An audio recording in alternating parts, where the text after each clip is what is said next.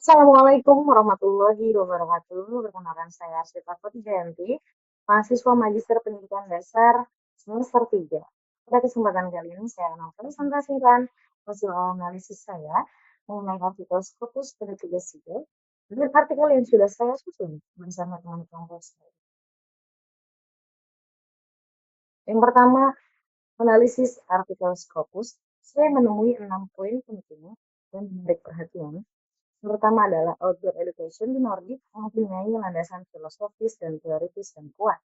Yang kedua, outdoor education terbukti memberikan dampak positif bagi perkembangan siswa. Yang ketiga, fokus penelitian masih didominasi kelompok usia sekolah dasar. Yang keempat, outdoor education sering tumpang tindih dengan berbagai pendekatan lainnya yang sejenis. Yang kelima, pembatasan riset empiris dan kurangnya pengukuran kompetensi. Terakhir, outdoor education dianggap sebagai bagian penting dari kurikulum sekolah di Nordik. Berdasarkan 6 poin penting yang sudah saya sebutkan tadi, saya akan coba untuk menghubungkan dengan implementasi di SDN Pulau Gebang 08. Outdoor education, sebagaimana didefinisikan dalam artikel, sebagian sudah diimplementasikan di Indonesia, namun memang belum menyeluruh sebagaimana di negara asalnya, yaitu Nordik. Yang kedua, outdoor education menekankan keterlibatan siswa, pengalaman langsung, penggunaan lingkungan sekitar sebagai ruang belajar, serta dukungan filosofis dan kuat. Dan apabila mengacu pada hal tersebut, maka outdoor education sudah terwakili sebagian dalam praktik pembelajaran di Indonesia, termasuk di SDN Pulau Gebang 08. Tiga di antaranya yaitu pramuka wajib yang mengajarkan kepemimpinan dan keterampilan hidup di luar ruang.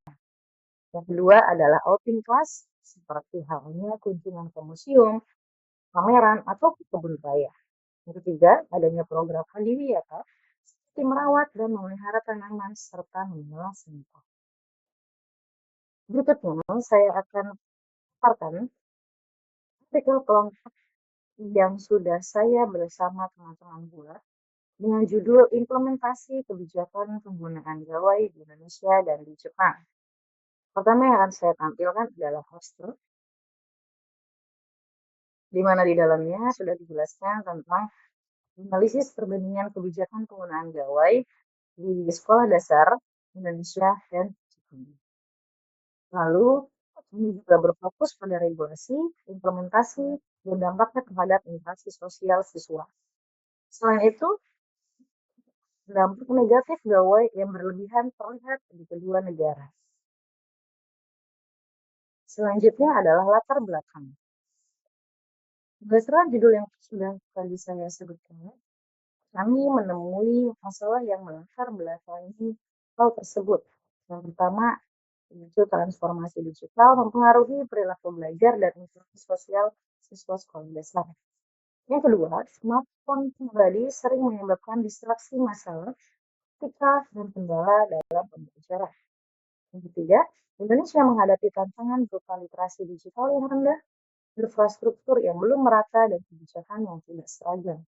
Yang keempat, Jepang memiliki budaya disiplin yang tinggi, integrasi sekolah atau teknologi yang sistematis, regulasi konsistensi dari pemerintah pusat. Berdasarkan latar belakang tersebut, kami dapat merumuskan masalah tiga di antaranya yaitu bagaimana regulasi penggunaan gawai di Indonesia dan Jepang. Dan yang kedua, bagaimana implementasi kebijakan di kedua negara tersebut. Dan yang ketiga, apa dampaknya terhadap interaksi sosial siswa. Tujuan penelitian ini kami buat untuk mendeskripsikan regulasi penggunaan gawai di Indonesia dan Jepang, lalu menganalisis implementasi kebijakan dan tantangan yang dihadapi, dan mengevaluasi dampak penggunaan gawai terhadap interaksi sosial siswa, serta mengidentifikasi praktik baik yang dapat diadaptasi di Indonesia. Metode penelitian yang kami gunakan adalah qualitative studi literatur, dan analisis yang kami gunakan juga deskriptif komparatif. Validasi yang kami terapkan adalah triangulasi sumber. Dan sumber data kami kumpulkan berdasarkan artikel ilmiah pada tahun 2020 sampai 2025 Peraturan pemerintah, laporan institusi, dokumen resmi Kemendikbudristek, dan NIXT dalam Jepang. Pembahasan yang pertama adalah kebijakan penggunaan gawai di sekolah dasar Indonesia. Kami merangkum adanya 5 kebijakan penggunaan gawai di sekolah dasar di Indonesia. Yang pertama, Rangka Regulasi Nasional. Kemendikbudristek menetapkan bahwa siswa SD tidak diperbolehkan membawa gawai karena belum ada kebutuhan pembelajaran. Dalam PP nomor 17 tahun 2025 mengatur perlindungan anak di ruang digital, pembatasan akses konten, verifikasi usia, dan kontrol orang tua, serta tanggung jawab platform digital. Yang kedua, untuk kebijakan desentralisasi, bahwa Indonesia tidak memiliki suatu regulasi tunggal yang mengikat seluruh daerah. Pemerintah daerah dan sekolah juga memiliki kewenangan membuat aturan sendiri. Sehingga akibatnya apa? Implementasi sangat beragam antar daerah. Yang ketiga, praktik kebijakan daerah. 3 kota di antaranya, contoh Purwakarta, Pergub nomor 32 tahun 2025, larangan total IP bagi PAUD sampai SMP termasuk di rumah. Lalu di Kota Kuningan, berdasarkan SE 5 Juni 2025, adanya larangan membawa HP untuk seluruh jenjang. Dan Kota Mojokerto, larangan 100% handphone untuk siswa SD karena tidak masuk kurikulum.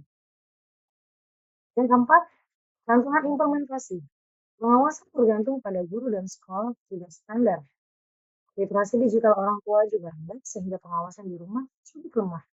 Yang ketiga, infrastruktur teknologi belum merata, terutama daerah 3T.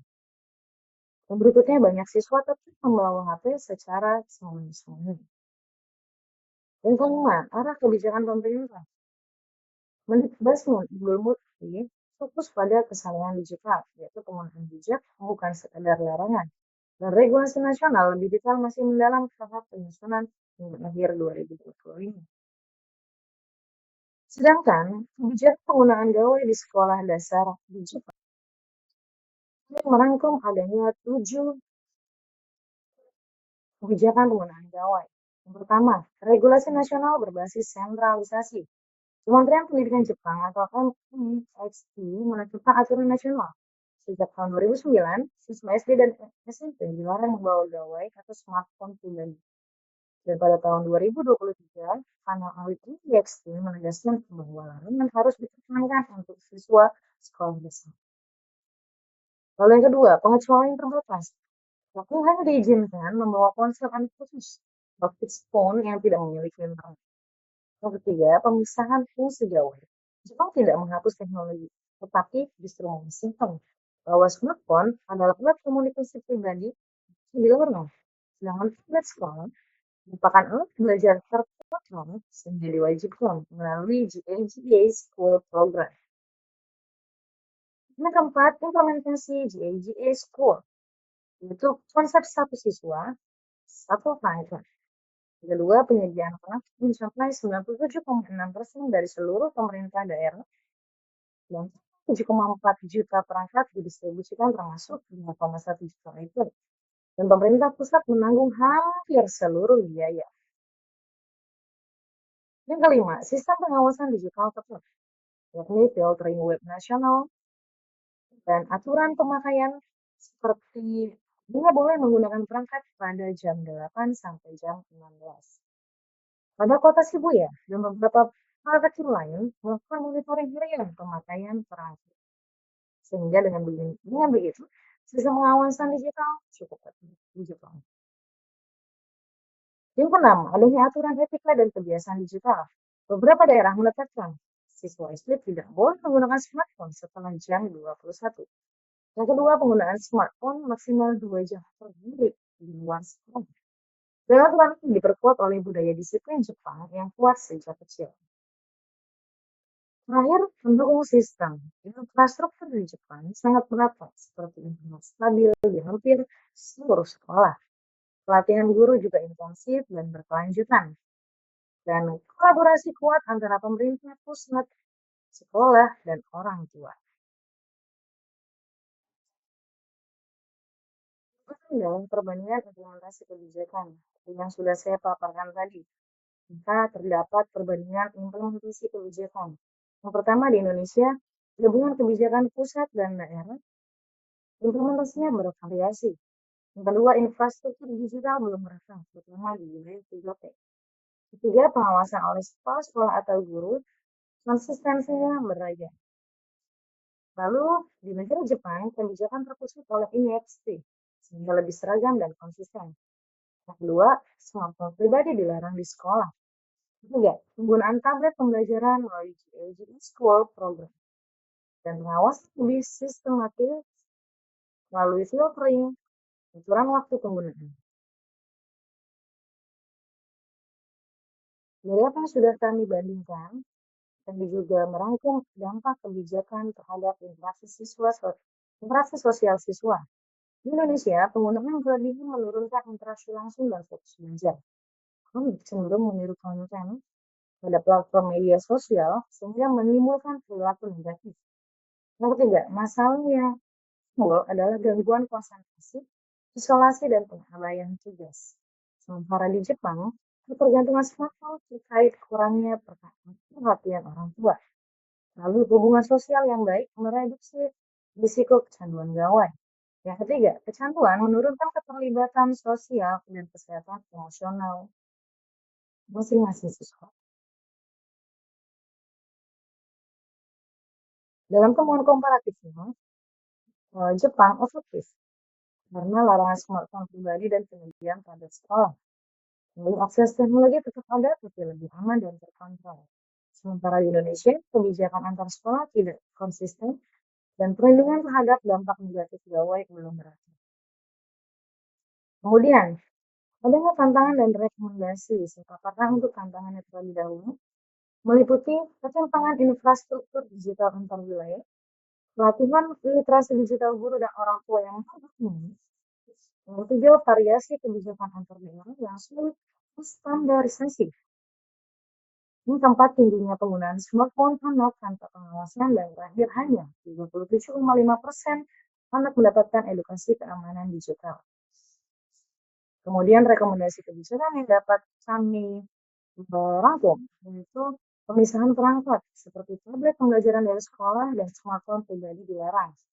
Yang kedua, penguatan infrastruktur digital terutama di daerah 3T. Pelatihan literasi digital bagi guru, orang tua, dan siswa. Yang keempat, standarisasi kebijakan nasional penggunaan gawai. Dan terakhir, kolaborasi pemerintah, sekolah, orang tua, dan industri untuk ekosistem digital yang aman. Kemudian, dapat kami simpulkan bahwa Jepang memiliki kebijakan terpusat, konsisten, dan didukung infrastruktur digital yang kuat. Yang kedua, program JJ School memisahkan larangan smartphone pribadi dan penggunaan tablet pembelajaran. Ketiga, Indonesia menggunakan kombinasi kebijakan pusat dan daerah, sehingga implementasi tidak merata. Lalu yang keempat, keterbatasan sarana digital dan kondisi lokal mempengaruhi efektivitas kebijakan. Yang kelima, berikutnya penggunaan gawai yang berlebihan akan berdampak negatif pada interaksi sosial siswa di kedua negara. Terakhir, dampak meliputi penurunan fokus, kemampuan bersosialisasi, dan potensi masalah emosional. Sehingga dapat kami sarankan yang pertama adalah menerapkan pemisahan jelas antara perangkat pembelajaran dan smartphone pribadi, memperkuat infrastruktur digital terutama di wilayah 3T, meningkatkan literasi digital bagi guru, orang tua, dan siswa, menyusun kebijakan nasional yang lebih seragam dan terukur, mendorong kolaborasi pemerintah, sekolah, dan orang tua untuk ekosistem digital yang aman. Terima kasih perhatiannya. Semoga apa yang sudah saya sampaikan dapat bermanfaat untuk meningkatkan kualitas pendidikan di Indonesia. Wassalamualaikum warahmatullahi wabarakatuh.